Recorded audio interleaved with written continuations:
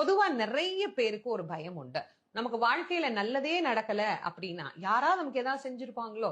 யாராவது நமக்கு ஏதாவது வச்சிருப்பாங்களோ? தொடர்ந்து துயரம் வந்து கொண்டே இருக்கு அப்படின்னா, யாராவது எங்களுக்கு ஏதோ செஞ்சு வச்சுட்டாங்க. செய்வன செஞ்சு வச்சுட்டாங்க. அப்படிலாம் நம்ம சொல்றோம் இல்லையா? இதையெல்லாம் நீக்கக்கூடியது எது தெரியுமா? சேவல் தான். சேவல் சாதாரணமான சேவல் இல்ல. முருகப்பெருமானுக்கு கொடியாக விளங்குவதே அந்த சேவல் தான். அது மேல இருந்து கூவுதான், கொக்கரக்கோ அப்படின்னு கூவி, ஞான சூரியன் வருகிறான், எல்லோரும் எழுந்திருங்கள் அப்படின்னு நம்ம எழுப்புமா. அதனால இந்த சேவல் விருத்தத்தை பாராயணம் பண்ணினோம்னா, பில்லி, சூனியம், ஏவல், செய்வினை, எதிராளிகள் நமக்கு வைக்கக்கூடிய எந்த வகையான மாந்திரீக பிரச்சனைகளாக இருந்தாலும், அல்லது நம் மீது ஏற்படக்கூடிய திருஷ்டி, சில பேர் நம்ம மேல வைக்கக்கூடிய கண்ணு, இந்த மாதிரி பல விஷயங்களையும் போக்கி வாழ்க்கையில மகிழ்ச்சியையும் வெற்றியையும் பெற்று தரக்கூடியதாக இந்த சேவல் விருத்தம் அப்படிங்கறது அமைந்திருக்கிறது. சேவல் விருத்தம் படிச்சா